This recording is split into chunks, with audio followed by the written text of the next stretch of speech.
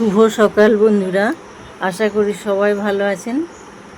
একদম সকাল সকাল আমার ছোট্ট ছোট্ট প্রাণী বন্ধুরা হাজির। একটু দানা শস্য আর একটু জল খেয়ে চলে যাবে, আবার ঠিক দুপুরে আমরা খাওয়ার আগে আবার একবার আসবে। আর এই যে এটা কি দেখে বোঝা গেল বন্ধুরা, একটা ছোট্ট পাখি প্রতি বছর কোনো বছর গাছের ডালে, কোনো বছর এই দরজাতে বাসা করে। আর বাসাটা কত সুন্দর বানিয়েছে দেখুন। এই দরজার দিকে আমরা সারা দিন যাতায়াত করি, তবুও এখানেই একটা বাসা বানিয়েছে। সামনে বর্ষা আসছে, ছোট্ট ছোট্ট প্লাস্টিকের যে বস্তাগুলো থাকে সেখান থেকে সুতো বের করে তাল গাছের পাতা, শুকনো কলা গাছের পাতা দিয়ে বাসাটা এত মজবুতভাবে বানিয়েছে। এই যে সামনে একটা শেড দিয়েছে যাতে করে বৃষ্টির জল না ঢোকে। একটু ভয় ভয় করে দূর থেকে ছবিটা নিলাম, দেখলাম ডিম আছে। ভয়ে যদি পাখিটা না আসে তাহলে ডিমগুলো নষ্ট হয়ে যাবে, তাই জন্য আমরা কয়েকদিন ধরে বেশ সাবধানভাবে যাতায়াত করছি এদিকে। এবার যাব একটু বাগানে, বেশ কয়েকদিন আসতে পারিনি। সকালে এদিকে আসলে মনটা বেশ ভালো লাগে। কয়েকদিন বাইরের দিকে গিয়েছিলাম মর্নিং ওয়াকে, তাই আসা হয়নি। দুদিকে একটা দিনেই দুদিকে আসলে অনেকটা সময় চলে যায় সকালে। আর এখানে একটা কত সুন্দর ধুদ্র ফুল ধরেছে। এই ধুদ্রটা তিনটে থাক, আর একটু বেশ বেগুনি বেগুনি কালার, দেখতে দারুণ লাগে এটা।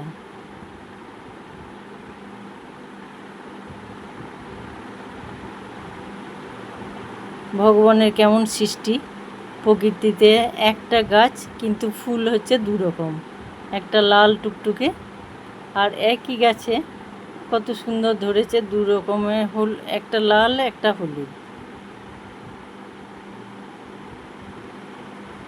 হলুদ ফুলটাও দেখতে খুব সুন্দর, মাঝখানে একটা আছে লাল আর একটু পুরোটা হলুদ, এটাও কিন্তু দেখতে দারুণ লাগে। আর এই যে ছোট্ট বাগানের ভেতরে ছোট্ট একটা পুকুর, নিজেদের তৈরি পুকুর। এবার এখানে প্রচুর প্রচুর পরিমাণে পদ্ম ফুটেছে, দুটো চারটে একসঙ্গে, বেশি হয়তো হয় না, দুটো চারটে এরকম করে প্রতিদিন দুটো তো ফোটেই ফোটে। আর এর সাথে এখানে গোলাপিও লাগানো আছে, গোলাপিটা এখনও ধরছে না, এই কয়েক বছর ধরে শুধু সাদা ফুটছে।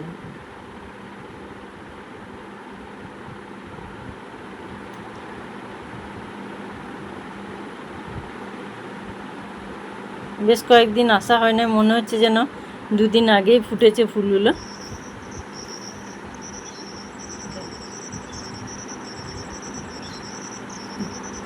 যা একটু হাত ছোঁয়াতেই সব পাপড়িগুলো ঝরে পড়লো, এটা আরও পুরনো মনে হচ্ছে দেখে, সব পাপড়ি খসে পড়লো।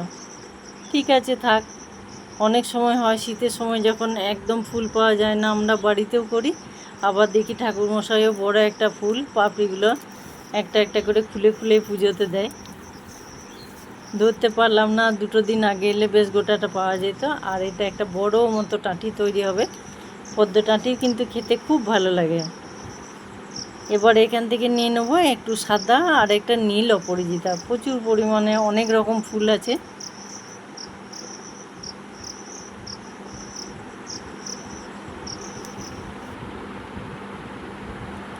বেশ কয়েকদিন বাদ আছে, আসা হয়নি, দেখি কি কি নতুন দেখতে পাই। আর গত বছর বেশ কয়েকটা ড্রাগন ধরেছিল, কিন্তু ওগুলো খুব পিঁপড়েতে নষ্ট করে দেয়। বাগানে যে পরিমাণ জঙ্গল আছে, পরিষ্কার না করলে আর ঢোকা যাবে না বাগানে।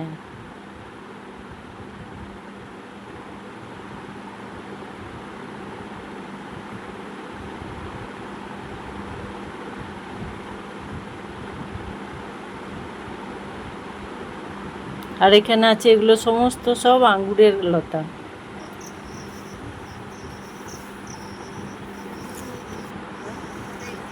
দেখো দেখো বউ দেখো, কয়েকদিন আসা হয়নি, কেমন একটা সারপ্রাইজ আছে। একটা বড় মতো লাউ ধরেছে, এটা দেখতে পাইনি যখন ছোট ছিল, এখন একটু বেশ বড় লাগছে। আর একে হাত দিয়ে নাগালে ধরার জন্য এখানে একটা বালতি নিয়ে এসেছিলাম জিনিসগুলো নিয়ে যাবো বলে, ওর ওপরে উঠেছি, ওটাতে উঠেই কাটবো, নইলে নাগাল পাবো না।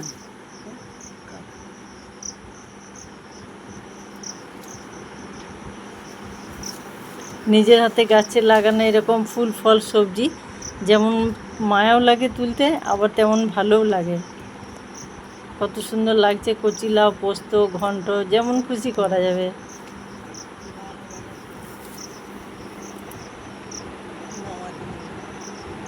নিজের মনে গাছের ডালে কত সুন্দর বেড়ে উঠেছে। আর এটা বেশ সাহায্য হলো আমার পারতে, অনেকটা উঁচু বলে।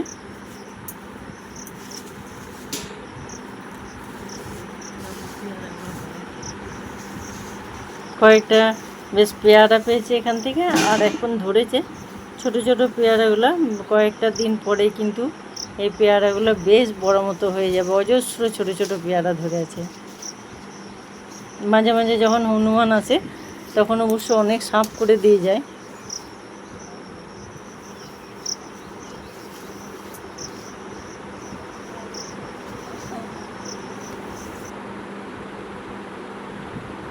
এবার এখান থেকে পারবো একটু, অনেক লাউ শাক আছে, কুমড়ো শাক আছে, একটুখানি কুমড়োর ডগা নিয়ে যাব।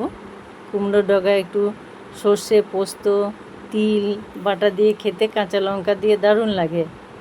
আর এ তো আমার একদম গলা পর্যন্ত জঙ্গলে ঢাকায় পড়েছে।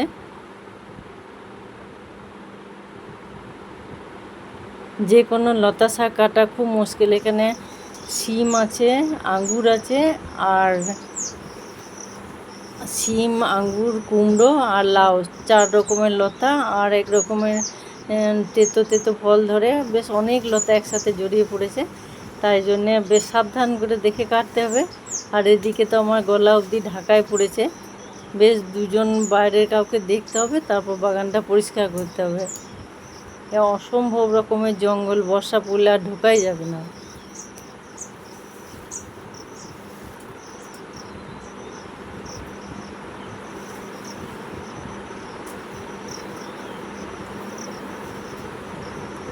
কাটতে খুব ভয় করছে, মনে হচ্ছে যেন কাকে কাটতে গিয়ে কাকে কেটে ফেলবো।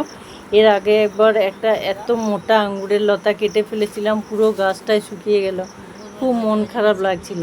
তারপর আবার ওর শেকড় থেকে একটু বেরিয়েছে।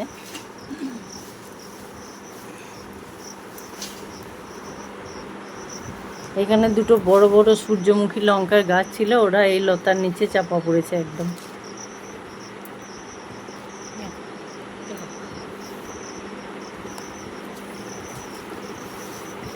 বাগানের টাটকা শাক আর টাটকা লাউ। এরপর বাড়ি ফিরবো, আর বেশিক্ষণ দেরি করব না এখানে।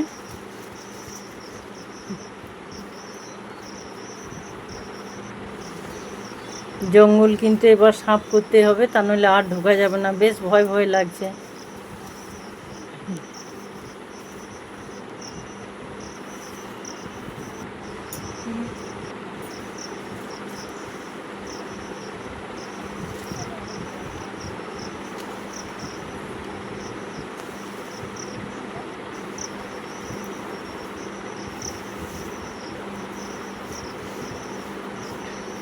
কেমন লাগলো বন্ধুরা, দেখে অবশ্যই জানাবেন। আর একটু ধৈর্য ধরে পুরোটা দেখবেন। দেখতে দেখতে একটা লাইক, কমেন্ট, সাবস্ক্রাইব অবশ্যই করবেন। একটা সাবস্ক্রাইব এগিয়ে যেতে সাহায্য করে, আর সুন্দর সুন্দর কমেন্টগুলো অনেক জোর বাড়ায়, মনের উৎসাহ বাড়ায়।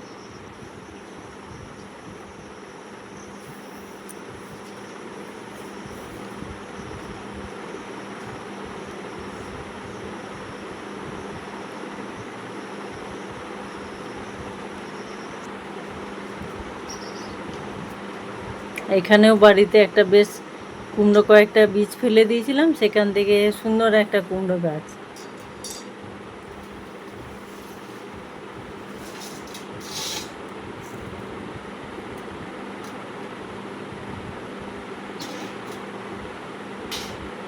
সকালের এই যে ঠান্ডা আবহাওয়াতে একটু বাইরের দিকে ঘোরা, একটু বাগানে ঘোরা, সারা এই যে সুন্দর মনটা ভালো হয়ে যায়।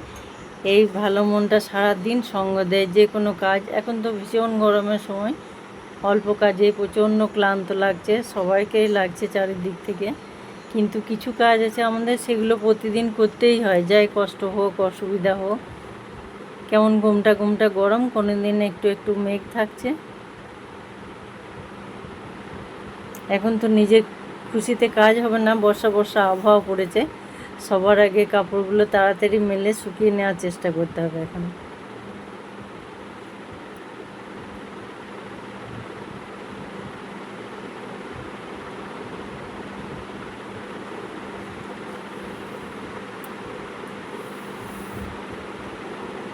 সব বন্ধুরা দেখে ভিডিওগুলো, অনেক কেউ কেউ কমেন্ট করে। আর আমার এখন শুনলে আশ্চর্য লাগবে, প্রায় 2 লাখের কাছে ভিউজ, অথচ সাবস্ক্রাইব, এই চ্যানেলটি দেখলে অবাক লেগে যাবে, যেখানে এতগুলো ভিউজ আছে সেখানে সাবস্ক্রাইব সংখ্যা এত কম কী করে হতে পারে। একটা মাত্র ভিডিওতে 43,000 লোক দেখেছে, কিন্তু এতে তো কোনো, সবাই জানে বন্ধুরা যে কোনো খরচা হয় না, কোনো সময় নষ্ট হয় না, দেখে শুধু একটু আঙ্গুলের ছোঁয়াতেই বন্ধুর অনেকখানি ভালোবাসা পাওয়া যায়। এত বন্ধুর মধ্যে কাছে এসছে মাত্র কয়েকজন।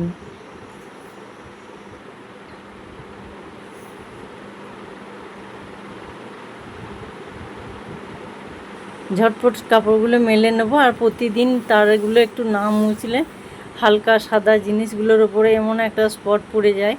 আর প্রতিদিনই এখন মাকড়সার ঝুল, বড় বড় মাকড়সার ঘর এই তারে লেগেই থাকে।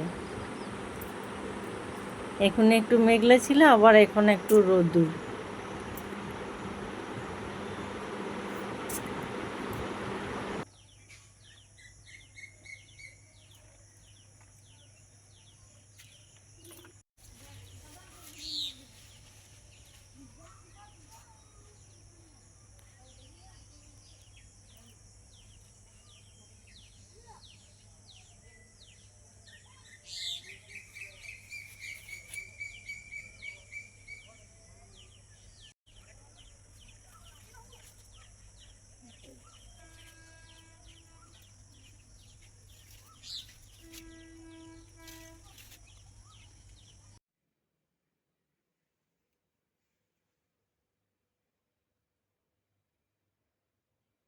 স্নান সেরে সুন্দর করে সাজিয়ে নিয়েছি, বেশ এরকম যখন ভালো অনেকগুলো ফুল থাকে, পুজো করে ঠাকুরকে একটু ফুল জল দিয়ে মনটা ভরে যায়, খুব ভালো লাগে মনটা। এটা প্রতিদিনের কাজ, যতক্ষণ না স্নানের পর এটা শুরু হবে, করা হবে, ততক্ষণ মনে হয় যেন সম্পূর্ণ হলো না। এরপর আজ সকালের দিকে তো অনেকটা সময় চলে গেল। এরপর ভাতটা বসিয়ে তারপর জল খাবার খেয়ে রান্নাটা শুরু করবো। আর এখানে আজ 2 রকমের মাছ আছে, একটা আছে ফলুই মাছ আর একটা আছে পোনা মাছ।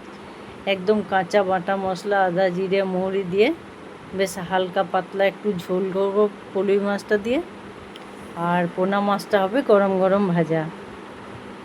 ফাঁকে জল খাবার খেয়ে, অন্য দিন তো সবজি কুটে রাখা হয়, আজকে সবজি কোটা হলো না।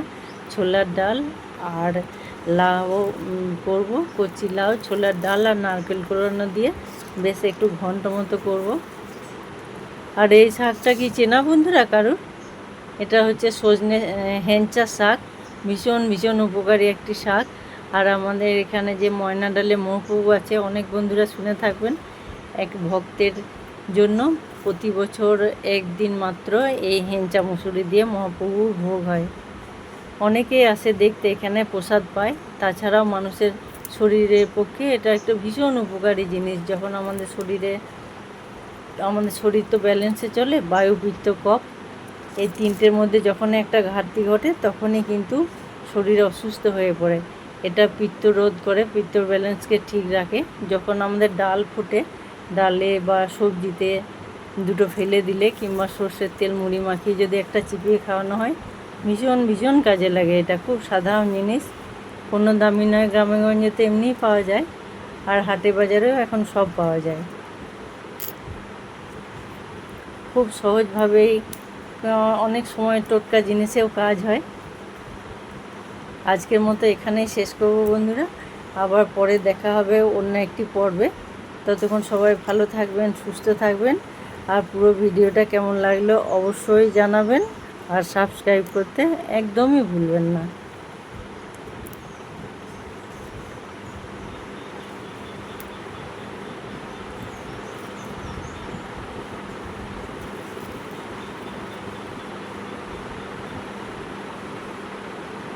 এবার আসি বন্ধুরা।